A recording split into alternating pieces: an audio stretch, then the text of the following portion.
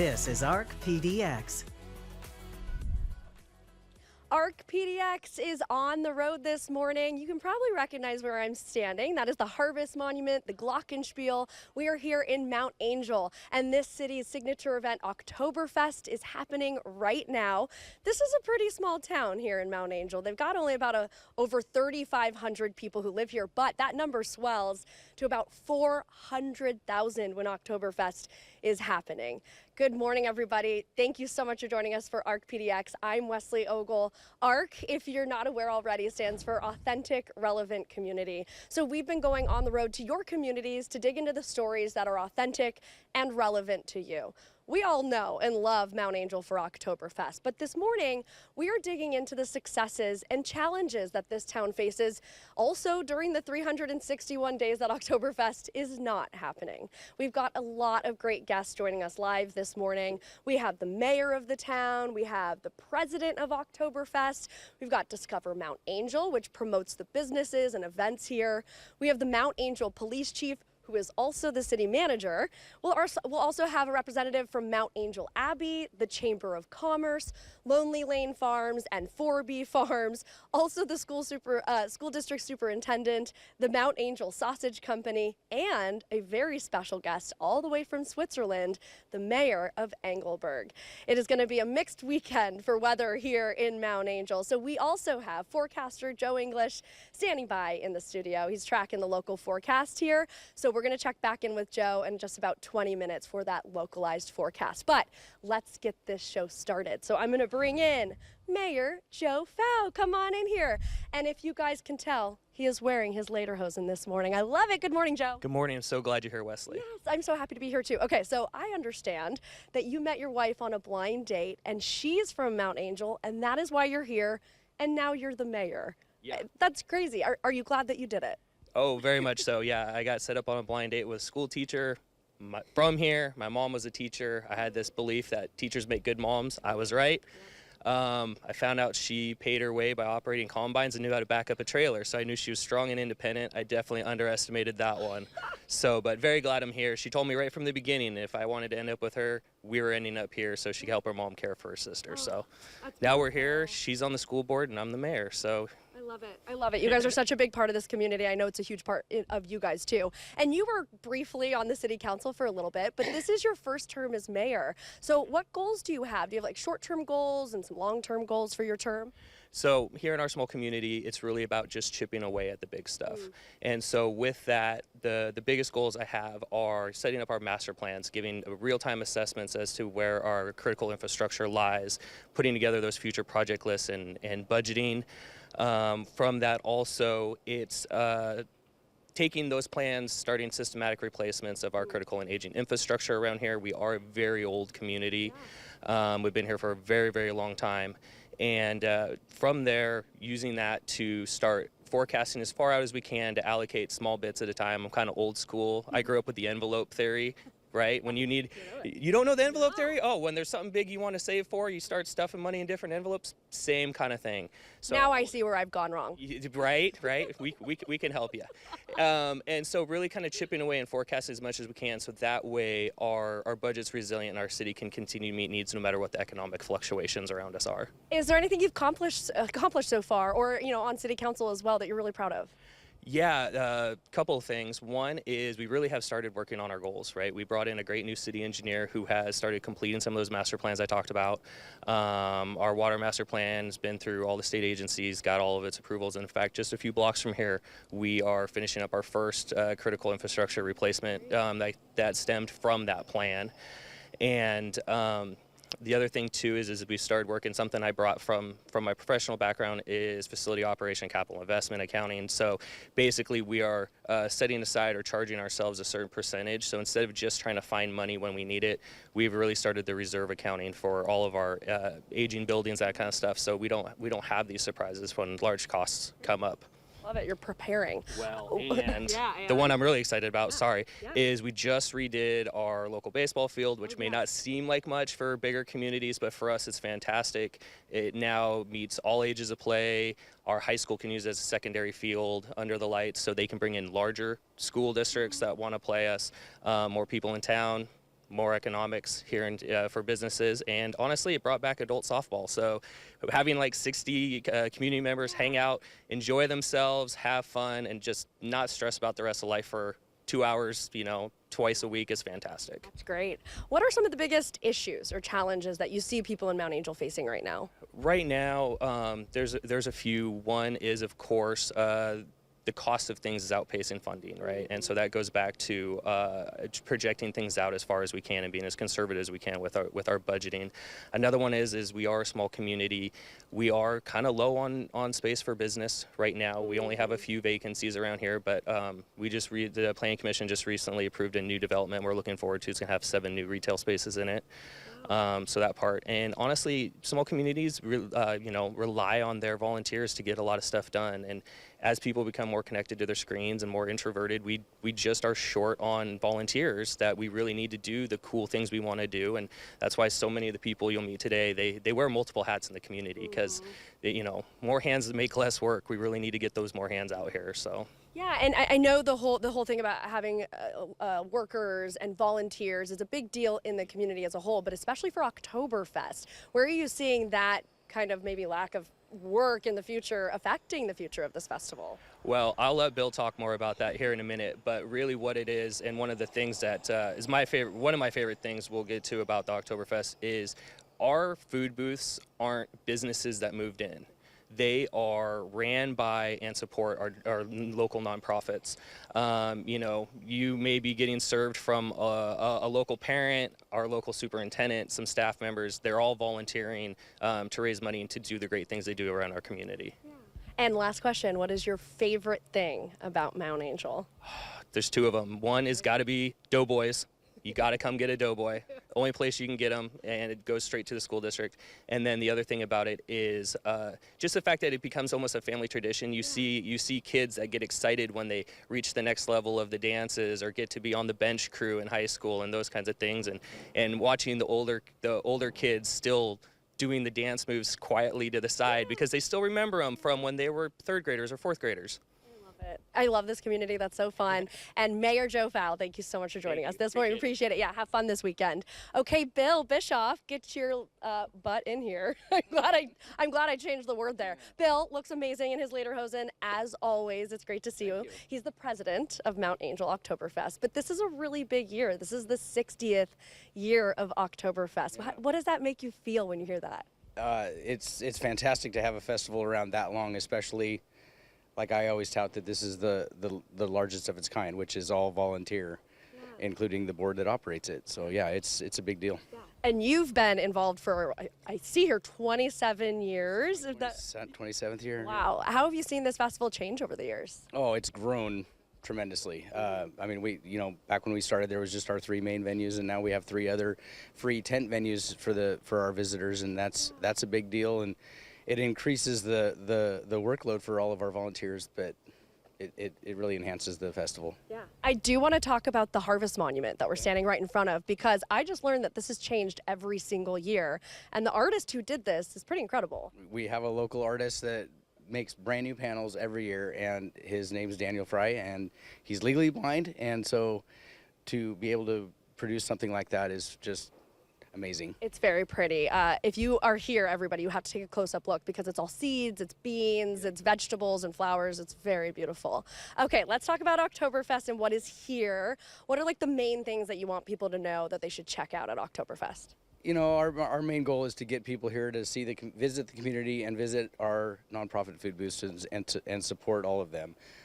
Our main goal is to give back to the community, and the biggest part here is for them. They're making money directly from our visitors and supporting their work efforts to continue doing their good works throughout the year. Yeah. Tell me about the impact, the economic impact, especially that this festival has on the town. Oh, for all of our visitors in Oktoberfest, I couldn't tell you the number, but it's definitely in the millions for the region.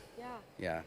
Wow. And I was just talking with the mayor, because I know we were all chatting before we went on the air about just an issue of maybe a lack of workers or volunteers. What do you see that as we're going forward and looking at the next 60 years of Oktoberfest? Yeah, so 20 years ago there was over 50 food booths, and now there's 40. And that's Wow. that's one of the trends that we see is the volunteer bases start to decline, and that newer generation isn't filling those gaps, and so the older folks are starting to have to close down their food booths, and sometimes that is their only fundraiser for the year. Wow. And so that's when you start seeing some of these booths fade away. What's the risk of that? Like, what's the impact that you could see happening? It's for that group. The impact is for them directly, and so we want to keep that volunteerism alive. This community knows it very well, and some groups that come in here are only here for a few years, and they realize how much work it takes, and they're not always able to stay here. I know you had a message for maybe all the other people who live in and around Mount Angel where, they live here and maybe they're not involved in Oktoberfest, but they're having people park on their, streets and, come into the town. Do you have a message for all those people? Well, I really appreciate the local community because they put up with a lot. Even if they're not involved with Oktoberfest, they are somehow involved because they're the ones getting their yards trampled every day from all of our visitors. And for the most part, all of our visitors are very gracious and they try to do the right thing. Doesn't always happen, but yeah, thanks to our local community, they're great folks that just put it up with it for a few days, and we love it. Yep. We're able to do everything that we need to do for this weekend so we can give it right back to the community, and we try to make everything right afterwards. Yeah. Okay, what are your must-do, can't-miss things over Oktoberfest weekend? Oh gosh. I mean, you got to go to the food booths first of all. All of them. If you're coming down with a family, we have an all-free kindergarten up the hill. There's free concerts in the church up at the St. Mary Parish, and the acoustics up there are fantastic. There's car show up there on the Saturday, Sunday only. You got to see those, but the kindergarten is a must for the families. But there's a fun run on Sunday. I mean, these legs aren't made to run very much. But. What do you mean? Those lederhosen, I'm sure, would help you run a lot. Bill, there's a lot going on this weekend. If you need to, go to the website. You'll be able to see everything. You're the best. Good luck. President of Mount Angel Oktoberfest, Bill Bischoff. Thank you so much. Thank you.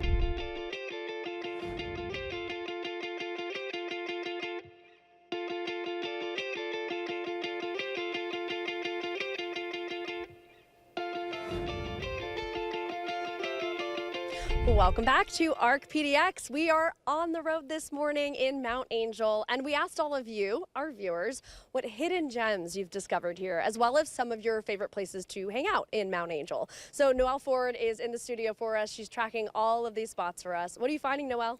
So Wes, we're getting a lot of cool suggestions on our feeds. This is the first one I want to start with. Our first hidden gem comes in from ANGD76 from Instagram, who says she loves the Abbey Bookstore and Coffee House. It's located in the Abbey Press building, set between the post office and the cemetery chapel. According to the website, the bookstore is stocked with a wide variety of gifts and books, specializing in monasticism, theology, and Catholic spirituality. There's also a selection of fine art and cards. The coffee house features a scenic view of the hillside and valley, and they are open Tuesday through Saturday from 10 a.m. to 3 p.m. And then another commenter on Instagram says, listening to the music makers in the beer garden with the heart eye emoji.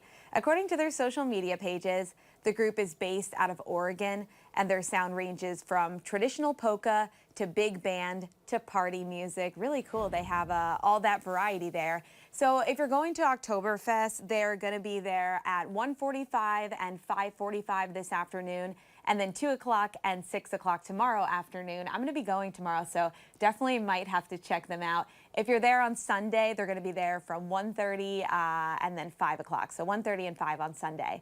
Tell us all about your favorite restaurants and places to hang out, or some hidden gems that you think should be celebrated in Mount Angel. Share your photos or videos with us. You might see them during our show. ARC stands for Authentic, Relevant Community. So we've been going on the road to your communities to dig into the stories that are authentic and relevant to you. So this time we're going to be talking with Discover Mount Angel about the events held here throughout the year. And we're also going to hear from the Mount Angel Police Chief, who is also the city manager. That's going to be a fun conversation. So first, let's bring in Scott Stokely. Come on in here, Scott. He is the Vice President of Discover Mount Angel. Hello, come on in here, get a little closer.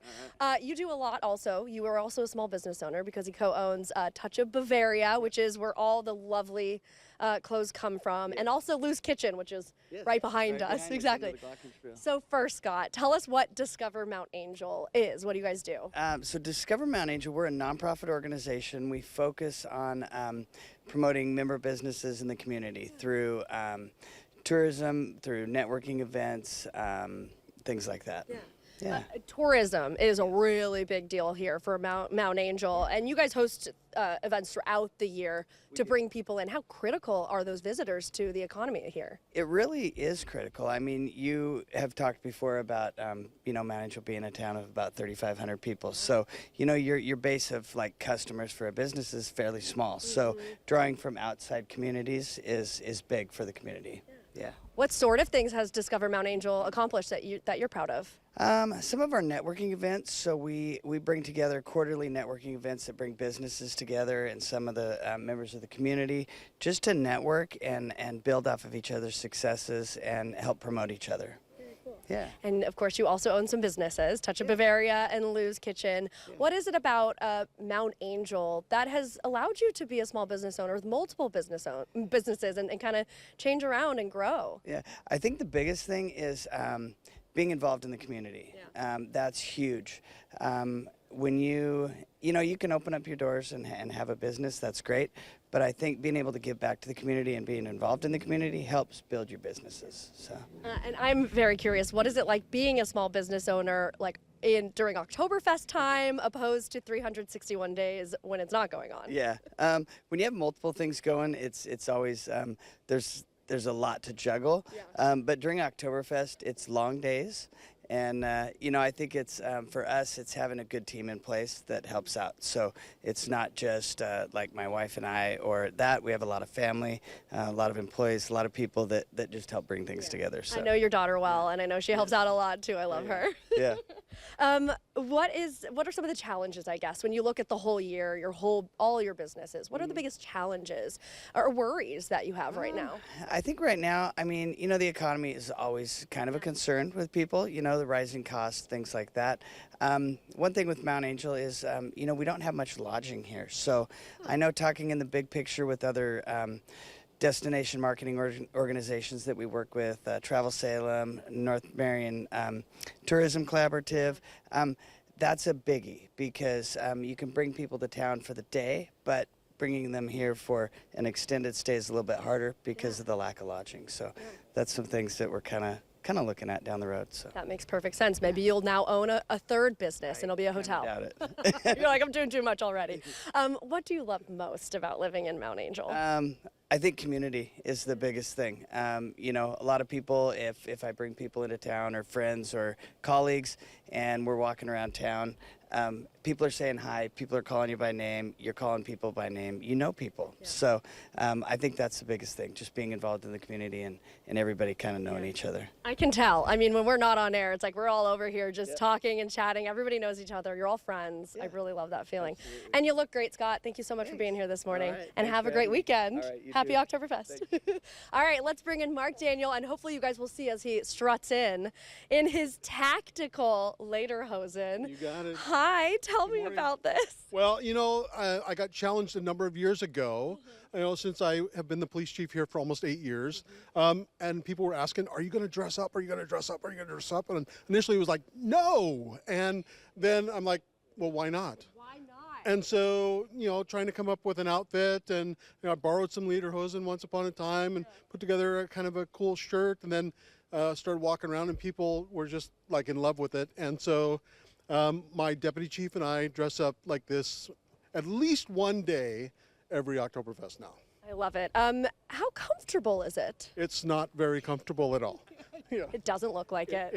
With a gun belt, it's just not designed to go. But my wife told me this morning it looked really good. So I agree. there you It go. looks great. It looks great. Okay, so I thought this was really interesting because you were both the police chief and the city manager. You've been police chief longer. You just became city manager. What's that like, juggling those two different roles? Yeah, so I've been the police chief and city manager for like 4 years now. Yeah, officially 4 years. And so it's actually very, very cool. I feel that I'm very blessed with certainly the community, but the staff that the city of Mount Angel has is amazing. And they allow me to do my job because of the great job that they do. And so, bringing in I like to think some, forward-looking leadership and just really supporting people and taking care of them is what it's all about. Of course, with a little bit of a business acumen and just kind of knowing what the right thing to do is and being able to communicate is a really big thing, right? So put that all together, and that allows me to do what I do, and I feel really good doing it. And so molding it all together, it just makes it really, really real and really good.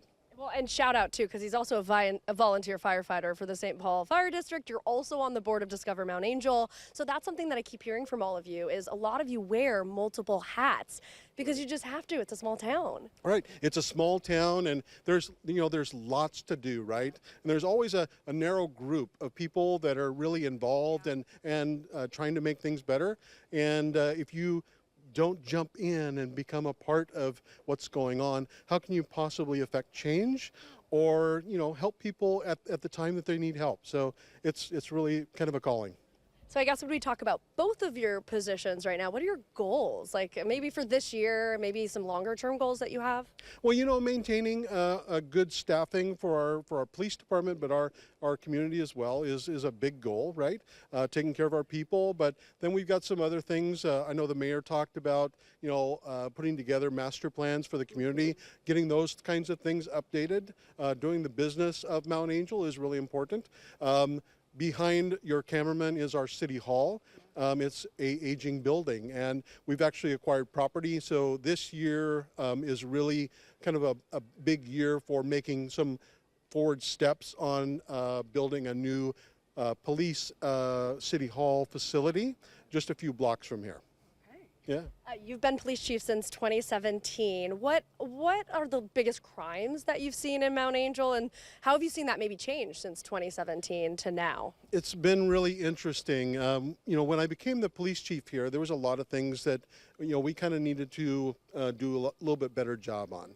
And so we really took a proactive look at what was happening with the community, and really touching base with the community. So working at the lowest, level of crime would be like working on community enforcement type things, community livability, right? Taking care of those old abandoned cars or people who hadn't been taking care of their properties and things like that. When you remove those issues, people feel safer, and they also communicate better with their police department. So we are, per capita, the safest city in Oregon, and I'm very, very proud of that.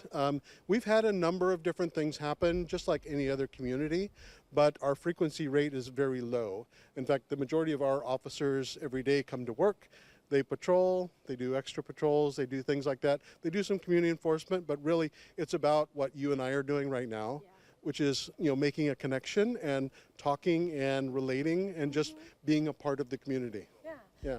I know when we were talking earlier, you did mention that more people are moving here, businesses are moving here. It's still a small town, but right. How are you guys kind of thinking about that and planning for that? Yeah, so in my position, right, so I get to think about the public safety piece, but then I also get to think about the business piece and what the community is going to look like maybe even 20 years from now, right? So trying to plan for those types of things, increase our partnerships with outside entities so that we can be attractive to business, the right kinds of business to move here to really bolster our community's position, right? So I would love to have a grocery store moving to town and some other businesses that can support the community so that they don't have to travel 5 or more miles to go get some basic necessities for their family. So we will continue to do that.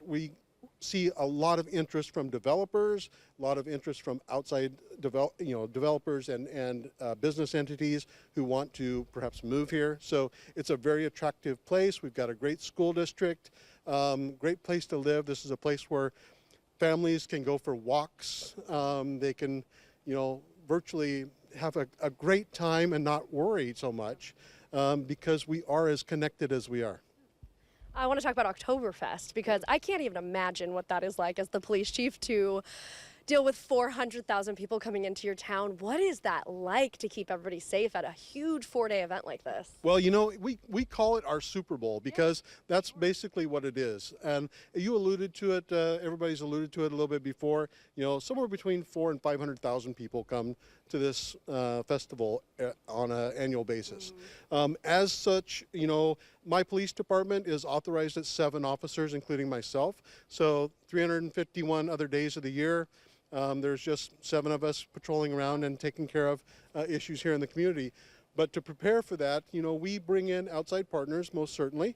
So as an example, there are 43 officers on duty. So my police department has grown from 7 to 43 overnight for 4 days. And that doesn't even talk about the volunteer cadets that come in. So I've got like 60 additional kids who come in and direct traffic and pedestrians and things like that. I think there are 14 different police agencies that have come together to help us police this event. So it's absolutely amazing. Very cool. I love hearing about all the collaboration that all of you guys are doing. And one other thing I'll just say, so it's kind of a weird circle thing. So I was a cadet with the Clackamas County Sheriff's Office, and at 16, I came here to direct traffic out there by our fountain and was stuck out there all day in my cowboy boots directing traffic. So you come full circle. At 16, I was a cadet here directing traffic, and now I'm the police chief kind of running the show. You switched out your cowboy boots for your tactical lederhosen. I love it. Yes, absolutely. I would say it's an upgrade. Well, thank you very much. Really quickly, what's your can't miss thing at Oktoberfest? Well, there's so much that happens here, right? So we were kind of talking before about food and stuff like that. So the Berliner booth over here, Dairy Wives of Oregon, that's kind of my go-to. Marionberry, Sundays, those types of things. Yeah. Love it. Good shout out. Mark Daniel, Police Chief and City Manager, thank you so much for being here. Appreciate it. Have a great weekend.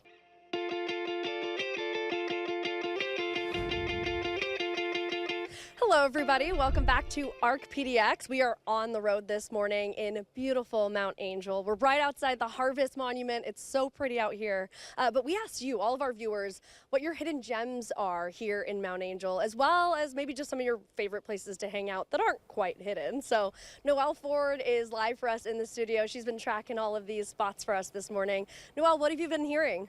So Wes, we're getting a lot of really cool suggestions on our feeds. The first one I want to tell you about is from Mark McFarland on Facebook. He says the hidden cinder cone just before the trek up to the Abbey. Oh, and the pipe organ up there as well. That sounds really cool. We're going to have to ask Wes to check out some of these spots while she's out there. And we do have a viewer recommending Mount Angel Mercantile. They sell repurposed furniture, custom furniture, and home decor items. According to their website, their mission is to ignite imagination and foster a passion for creativity in every aspect of life. And we want to hear from you. Tell us about your favorite restaurants, places to hang out, or some hidden gems that you think should be celebrated in Mount Angel. Share your photos and videos with us, and you might see it during our show. Just go to k2.com/chime-in and then select ARC PDX as the topic, or you can email us at arcpdx@k2.com. And Wesley has covered Mount Angel Oktoberfest for many years, so here's some of the traditions she's been able to try out over the years. 3, 2, 1.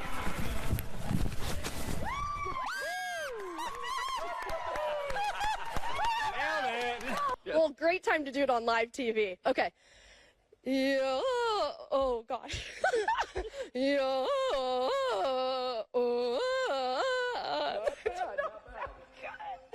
Go!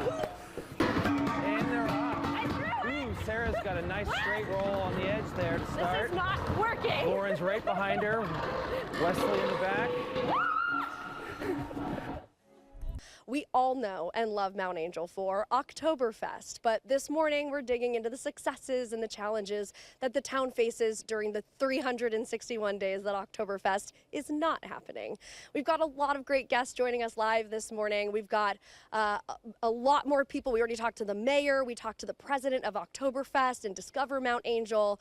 That promotes the businesses and events there. We talked to Mount Angel Police Chief and City Manager Mark Daniel. But coming up still, we're going to talk to Mount Angel Abbey, the Chamber of Commerce, Lonely Lane Farms, and 4B Farms. We're going to have the school district superintendent here and the Mount Angel Sausage Company, and even a very special guest all the way from Switzerland, the mayor of Engelberg. But it's going to be a kind of a mixed bag weekend in terms of weather here in Mount Angel for Oktoberfest. So we've got forecaster Joe English standing by in the studio. He is tracking the local forecast. So we are going to check back in with him in just about 20 minutes and get that local forecast for Oktoberfest. I'm very excited for my first guest this hour. So let's bring in Father Charles Gonzalez. He is a monk at Mount Angel Abbey. Come on in here. Thank you so much for being here. I feel like people may be a little surprised at how young you are to be a monk. I heard we can actually get a beer with you in a pub someday. Come to the Benedictine Brewery and we'll have one. Yes, exactly. We will. Thank you so much for being here. I know you are good to talk to about the history of Mount Angel because the Abbey is really where this all started. So let's go all the way back to when the monks came over here. Sure. So we're in Engelberg, Switzerland. It's about 1881, 1882. And the monks from Engelberg want to establish a monastery in the United States. We first came over to Missouri. But then some monks said, no, we need to keep going west. And so we went, we got invites from like San Francisco, we got invites, and then from Portland. And what drew us here were the German-speaking immigrants in the town. And so originally around Jervis is where the monks first came. But they heard about this butte, and that's where the hill is, and that's where the monastery is now. And it wasn't even called Mount Angel until the monks were here, right? That's right, and I love telling that story. The names were Roy and Fillmore, and so that was the original place where the German immigrants were. Names of the railroad and the post office, but then the town named itself Mount Angel after the monastery, which is named after Engelberg, which means Mount Angel in German. Yes, I love it. You made that history so easy to understand. Thank you so much, Father Charles. That was great. I'm sure a lot of people are wondering, what role does the Abbey and do the monks play in Mount Angel today in 2025? Sure, yeah. It's a unique thing to live in a town where in the backyard there's a monastery. How many towns can say that, right? I think our role is to give people hope and to give people a space.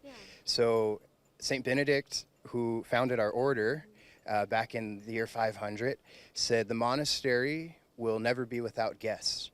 And so our monastery up on the hill is not like a secluded monastery. You can get that if you want. There are other monasteries like that. But our place is very open to the public. And so people go on walks up there. We have a coffee shop up there, a guest house where people can come stay.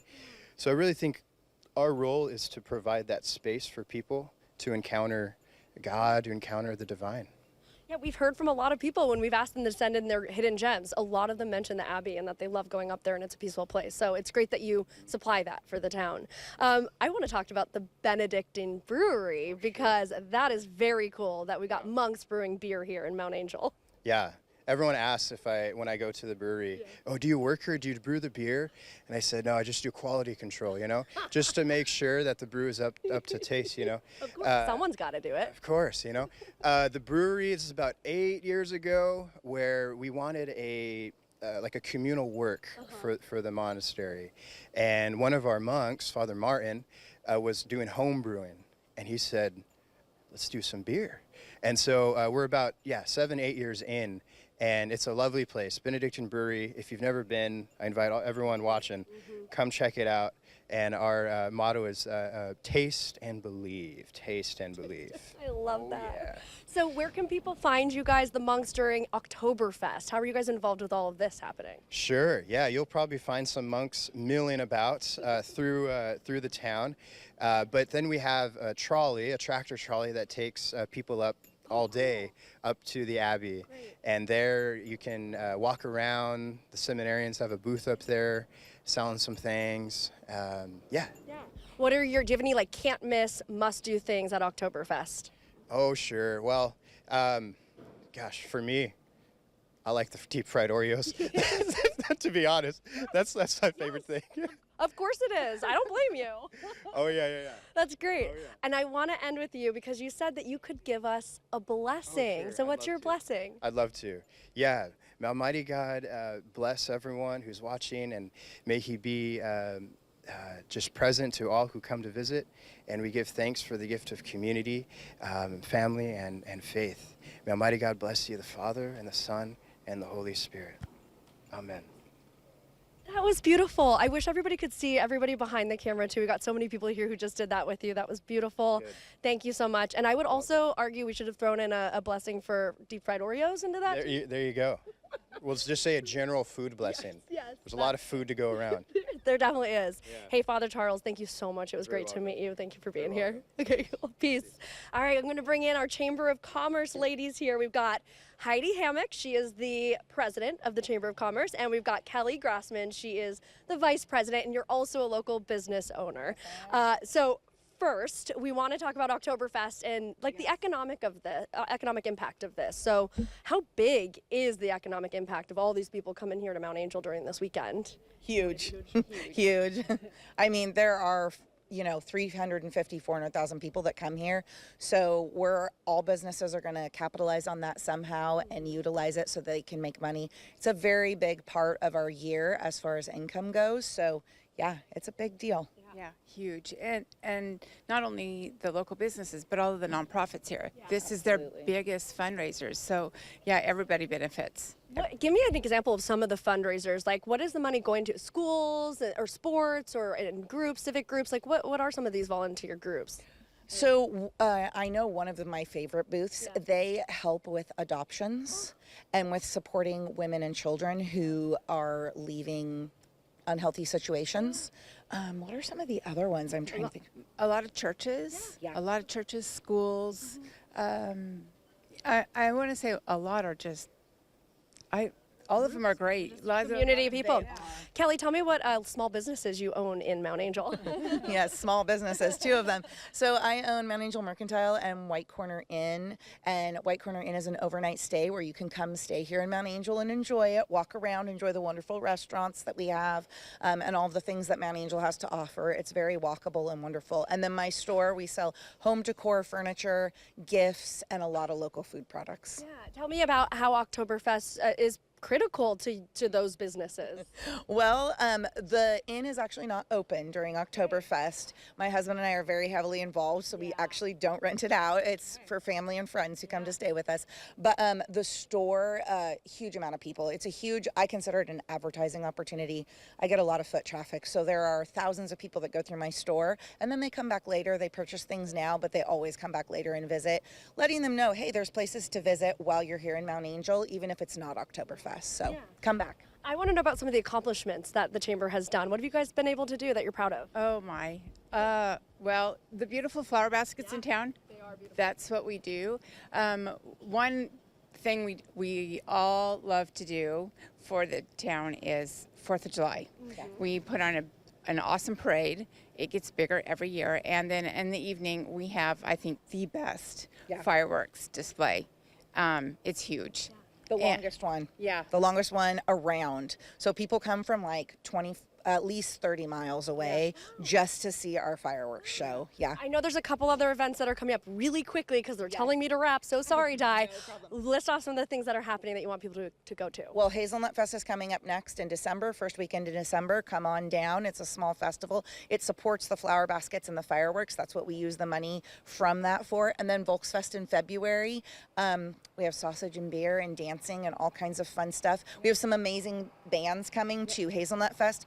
Five Guys, Nemo, and June bugs. and June bugs. So come dance, polka, eat sausage, drink beer, have fun, and support the flower baskets and the fireworks. Love it. Thank you guys so much. I'm so sorry I ran out of time with you guys. You're fantastic. Have a great Oktoberfest. Welcome back to Arc on the Road, everybody. We are here live in Mount Angel. We chose Mount Angel because Oktoberfest is going on right now, but there's so much more to this town than Oktoberfest. Agriculture is actually the top industry here for Mount Angel. So we've got Mike and Patty Kloft with Lonely Lane Farms. Thank you both so much for being here this morning. Thank you. Thank you. Of course, I want to start with what you brought us today. What is this? What do you guys do on your farm? So, together with my wife Patty, we own and operate Lonely Lane Farms. We brought snacks for you. We weren't intending to bring them on, but yeah, so some of the snacks we brought were our beef jerky and our red wine lamb salami that we brought down with us. In addition to raising all of the forage and the livestock, we have our own USDA inspected processing facility on farm that's dedicated allergen free. And these are some of the things we make. So yeah. Very cool. Can you give me a little brief history of the farm? I know it's been a few generations. Yes, we're third generation on Mike's family farm. It was started in 1939, and we have the fourth generation we're raising there too. And Mike's family has been in agriculture in the community for a very long time. Is there anything specifically about this area, the region, or the town of Mount Angel that you would contribute to the success and the longevity of the farm? I think community always. I mean, and we've heard it from a lot of people, but the community of Mount Angel is awesome and they are very supportive. The other thing we've got is we're centrally located in the valley. So it's close to all of our retail partners and our customers that are in Corvallis and Portland and Beaverton. And so that's been a big part of our success is where we're located. What are the biggest challenges? I know farming is not easy. So but right now where you're sitting, where are the biggest challenges? For me, it's the regulations and staying in compliance and making sure, because we're vertically integrated, we have multiple levels of regulation from like the farming side all the way through USDA on-farm processing. So just maintaining all of that. And yeah, for me, where I do more of the livestock and then the recipes and that kind of stuff, it's keeping everything sustainable and in line with how we're trying to raise products, but also making sure that I can make them affordable for customers to buy. And I want to talk about that because tariffs are obviously a big thing to talk about right now. Are you guys seeing any effects from that right now? we are. We're just starting to. We actually have another vendor that just started line iteming it. So we see it like this is what it costs us, and a lot of our processing materials come in from out of country, so it's going to be an ongoing thing, I think, throughout the next year. I know on the phone you were telling me sausage casings are the thing. I don't know if people would realize that. Tell me about that. Yeah, so almost all of those are imported. So just even putting the sausage in a casing, that went up 10%. Yeah. Yeah. And then, another thing we know that a lot of farms are dealing with are, the ICE crackdowns on migrants. And I know that's scaring. There was a crackdown in Woodburn we saw. Are you guys worried about that? Are you seeing any workers scared to show up to work? Or are you worried about that in the future? Not necessarily. We run a pretty small crew, and they're very dedicated, and they've been with us for years. So it's not on my top list. Yeah, while it's a concern for the agricultural community in general, it hasn't affected us directly as of yet. We also hear about issues with equipment, like getting equipment fixed, or the reaction already. Tell me about that, Mike. So getting equipment fixed can sometimes be challenging, especially for smaller farms like ours that run older equipment. Some of it is more just how technology has advanced, and when you're running older technology, it tends to break more often. But yeah. So it's always a challenge, I guess. Okay, I want to know how you guys are involved in Oktoberfest, because obviously sausage is a really big deal for Oktoberfest. Yes, Mike's family actually started the original Oktoberfest recipes. So we make a version of that and make thousands of pounds for here in Mount Angel's Oktoberfest. And so we're able to use our skills and knowledge to help all these nonprofits sell lots of sausage. Yes, and it's awesome to be able to make the sausage for the community, to be in the beer garden, to be in the wine garden, to be supporting like the Silverton Fox Foundation that's behind us that does the pork and the chicken sausages. So it's a lot of fun. So. Well, hey, Patty, Mike, thank you both so much for being here. Lonely Lane Farms, really important to have you guys on. We appreciate it. Thank you. Yeah, and good luck with everything. And have a good Oktoberfest weekend. You too, thank you. Okay, I'll bring in Lori now from 4B Farms. And Lori, you're going to have to remind me how to say your last name. Pavlicek. I remembered it right when I put the microphone into you. Well, thank you. Thank you for being here. I love the history of 4B because 4B, as well as other farms in this area, that history goes all the way back to the Benedictine monks. And you are a descendant of someone who came over a long, long time ago. So tell me about that history. I am, Matthias Butch came over to Mount Angel in 1878, and he is my great-great-grandfather. Wow. He came from Germany to buy land up to have his son start farming, among other things that he has done for the community. And there are still, including myself and descendants of him also, still in this area, and we are still farming. And it takes a community, and he has done a lot for the town. He, when he purchased his property, he built a lumber mill, cut the trees down so the farm could start, and that wood went to the first church in Mount Angel. And he had the priests come over from Engelberg, Switzerland, to dedicate the church, and they fell in love with the area, as he did, because of the climate and other wonderful things. And he was able to write a letter to their abbey and say, we have a place here in Mount Angel that would be great to have to construct a monastery. Cool. I love that your history goes all the way back to then, and you're still here, you're still critical to this community. How critical is agriculture to Mount Angel? Well, very, very important to the town and to the neighboring towns.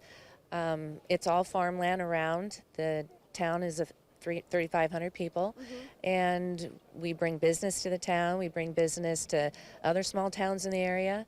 So I think ag is very critical in any town that is surrounded by. And hop growing is really big here, and you guys grow hops on your farm. Yes. Actually, some of the hops, the live hops, are on the Harvest Monument from your farm right behind us. What is that process like of growing hops, and what makes this area so great for it?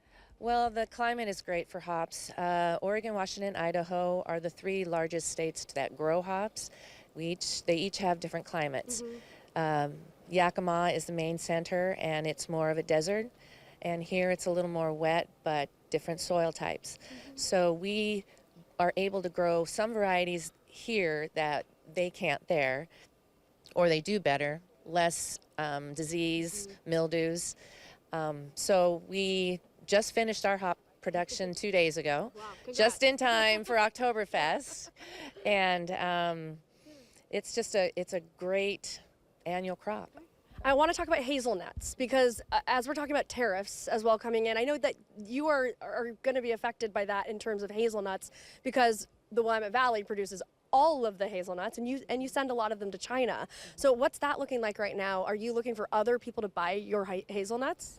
Well, it's always a challenge, but yes, a lot of it used to go to China, but there are going to be other outlets.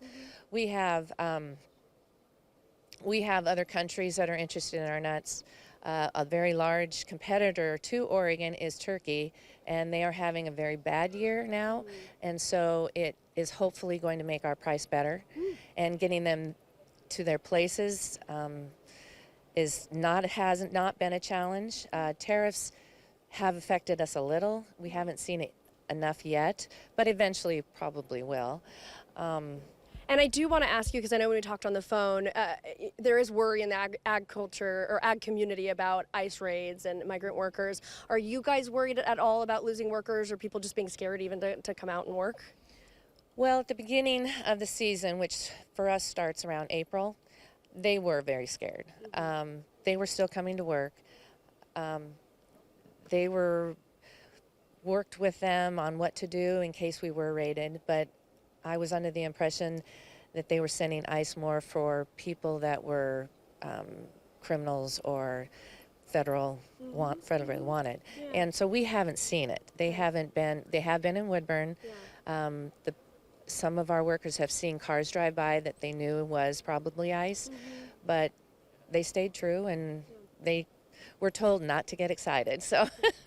And where you stand right now as a farmer, what do you see, like how do you feel as you're looking towards the future, really quickly? Well, the costs are going up and our prices for our crops are not. We are actually going backwards. So It's very difficult to farm now because of the increased pricing in everything, chemicals, fuel, labor, and it's hard to keep up with that. So we're trying to do more for less.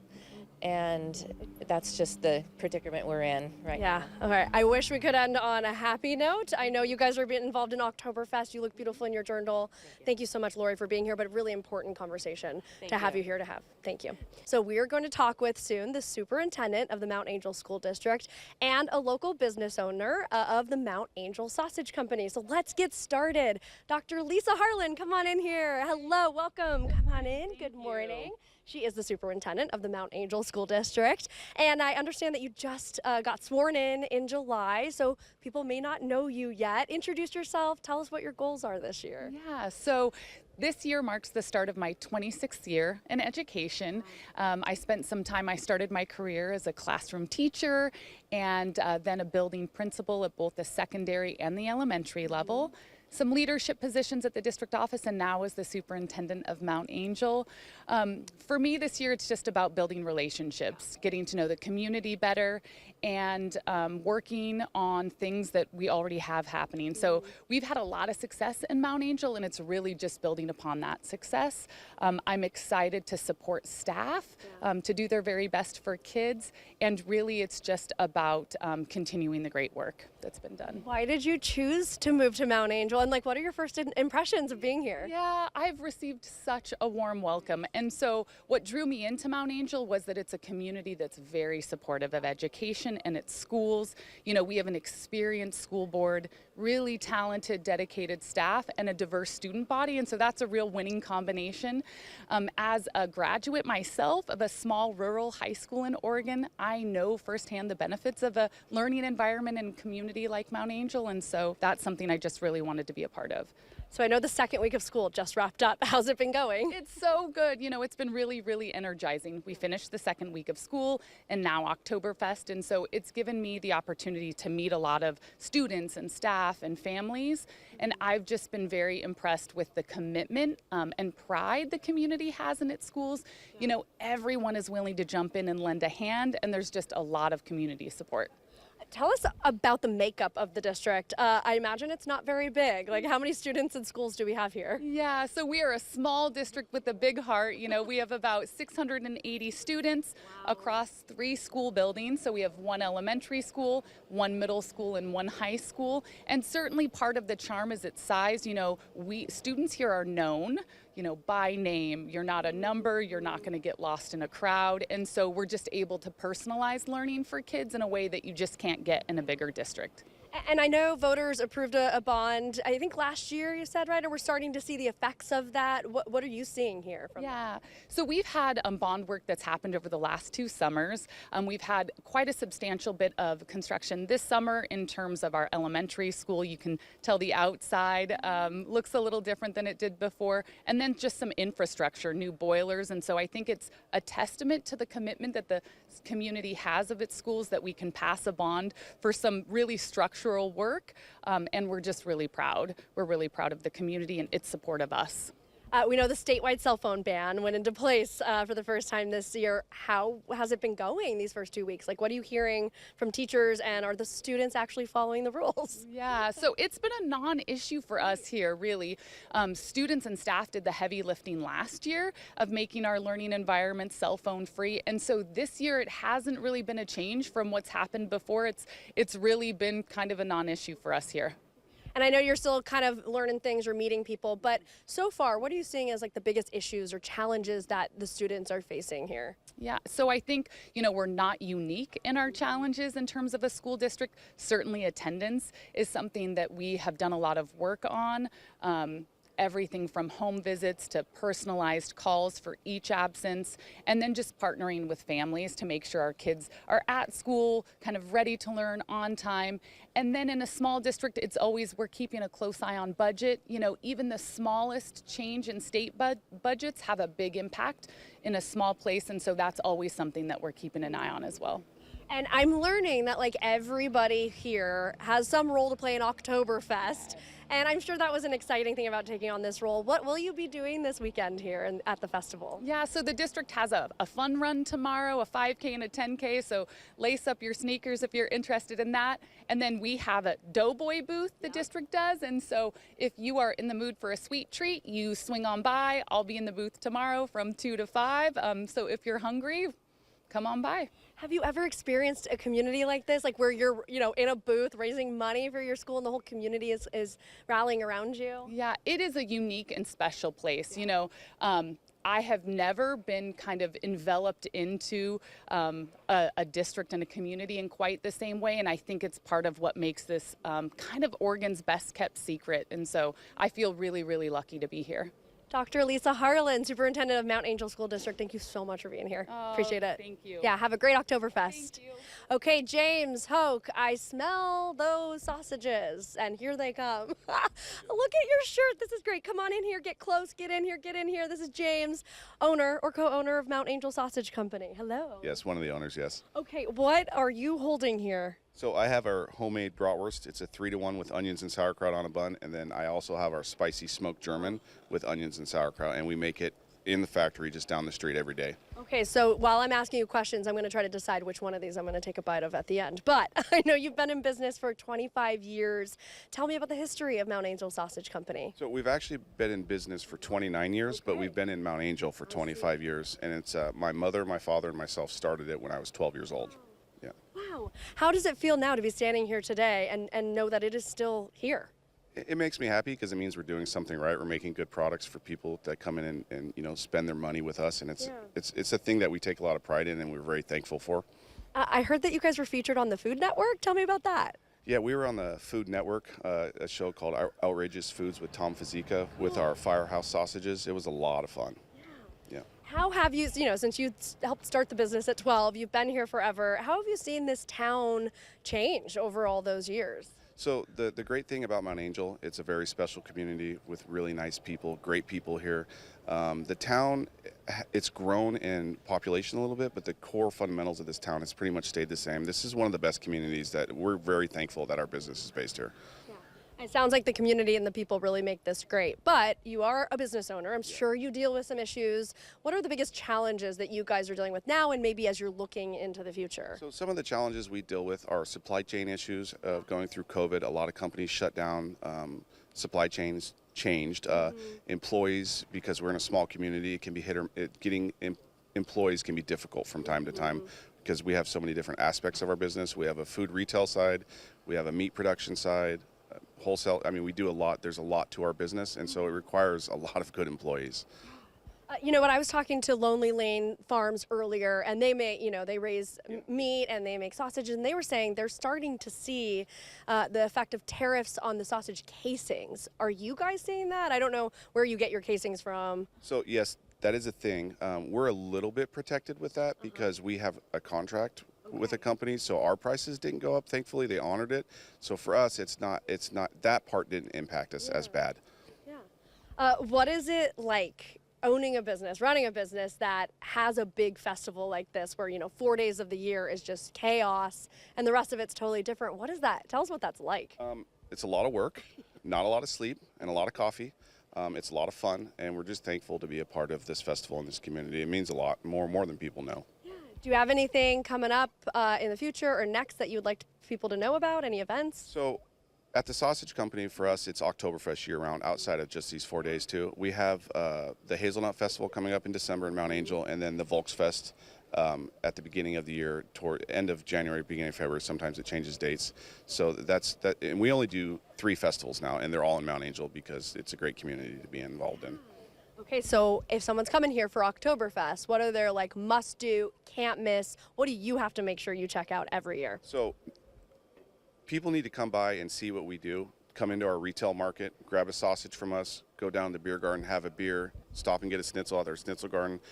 There's so many good food booths and just tons of stuff for families to do and lots of good options. So we tell people kind of just eat your way down the street. I love it. And really quickly, before I eat my way through these, what do you love just outside of Oktoberfest, like in Mount Angel? Do you have any hidden gems or your favorite bar or restaurant to go to or thing to do? So Mount Angel in general is a hidden gem. I call it the bubble. This is one of the best places on earth to live. Yes, I have favorites that I go to, but you know, seeing that I make sausage, I probably eat a fair amount of sausage too. That's part of the issue. You'd think so. Yeah. Okay, remind me what these are again. This is our homemade bratwurst, and this is our spicy German. This is one of my favorites. I think I'm gonna go with the spicy. It's not too hot. It's flavorful spicy. It's really good. It's smoked with applewood, pork and beef. It's delicious. I'm gonna try this right now. Oh my gosh, this is really big. Yeah. Okay, it's gonna be embarrassing eating this on TV, but here we go. James, thank you. You're welcome. I probably shouldn't have eaten it like that. Wow, I took a really big bite, as always. That's a problem. Thank you, James Hoke. This is delicious. Thank you. Oh, it's so good. Check out Mount Angel Sausage Company for this. Thanks, James. And all the other booths. Okay, now I can't talk anymore. That was not a good idea. All right, coming up. I don't know if I can read this. I have a very special guest all the way from Switzerland. Don't go away. Hello, everybody. I have a very special guest here at Mount Angel because we are on the road this morning for ARC PDX, and we have Mike Bacher. I know you are going to say your last name much better than I did, but you're here all the way from Switzerland. Thank you so much for being here. It's a very great pleasure to be here, Samantha. So we need to explain why we're talking to Mike right now. So Mount Angel and Engelberg, Switzerland, have really strong historic ties. Tell me about those ties. In the 19th century, we have a suppression of the Catholic Church in Switzerland, and it was the reason why the abbot from the monastery of Engelberg decided to send monks to the USA to found new monasteries.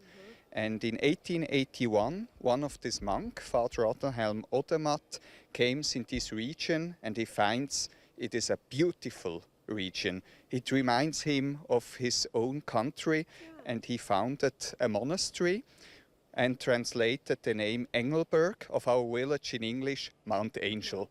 I love it. And I meant to ask you too, tell me what you're wearing, because we've got a lot of dirndls and lederhosen here, but what is this? This is beautiful. It's not like the Dirndl or Lederhosen, a Bavarian tradition, but it's a Swiss tradition. It's a Engelberg suit. I love it. In what ways, besides the beauty, are Mount Angel and Engelberg, Switzerland, the same? Have you seen other similarities?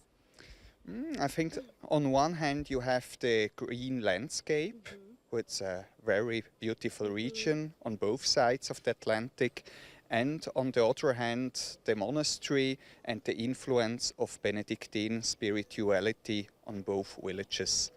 What do you like about being mayor of Engelberg?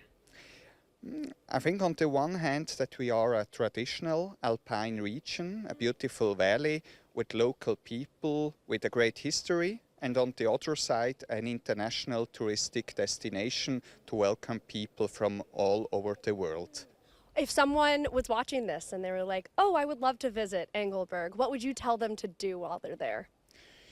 You can go, for example, skiing. We have the Mount Titlis over 2,000 feet above sea level, or you can visit the monastery, the cultural heritage of our valley, or different sports. Oh, sports, I love it. Okay, and you're here for Oktoberfest. Have you ever been to Mount Angel Oktoberfest before? No, it's the first time. Nice. Is there something specific you're looking forward to doing while you're here? Drink a beer, eat something good, and meet good friends. Of course. And then last question, can we do our live show from Engelberg, Switzerland next year? Of course. You are really invited, Samantha, with the whole team to come to our village. And a good shout out to Samantha. Thank you so much. Mayor of Engelberg. Mike, say your last name for us correctly. Bacher. Yeah, that's why I couldn't say it that well. That was great, Mike. Thank you so much. You look great. Have the best time at Oktoberfest. Okay, I'm going to run back over here because we are going to end on some music. What's your name? Marlene Meissner. And how long have you been playing the accordion at Mount Angel? I have been playing every year since the first year, so this will be my 59th year. And what is your favorite thing about Mount Angel Oktoberfest? Well, of course, the music. Yes. And the people and the food. What can I say? I grew up about 6 blocks behind us here, so it's been a part of my life as long as Oktoberfest has been around. Where can people come see you play this weekend at Oktoberfest? this weekend, this afternoon, I'm going to be playing twice in the Prost Garden, which is a little garden behind us, about a block behind, at 4:30 and at 7:30. And then tomorrow afternoon at 3 o'clock in the Hopfen Garden. Hey, why don't we hear a little tune as we toss everybody to break? Thank you.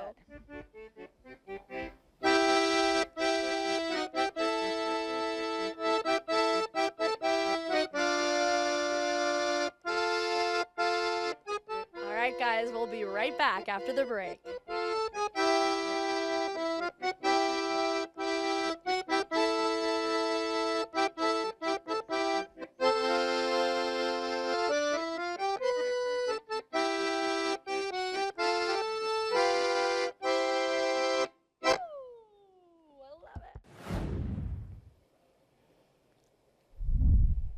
Welcome back, everybody. We are wrapping up our time here in Mount Angel. It was so fun. We talked with local leaders like the mayor, the president of Oktoberfest, Discover Mount Angel. We also talked with community staples like Mount Angel Abbey, the Chamber of Commerce, Lonely Lane Farms, and 4B Farms. And up next, we are going on the road to Troutdale. So please start sending us your questions for all the city leaders there and your local favorites and some of your hidden gems. You can email them to us, message them to me. We'd love to hear it all. And do you want ARC on the road to come to your city or town? Please let us know.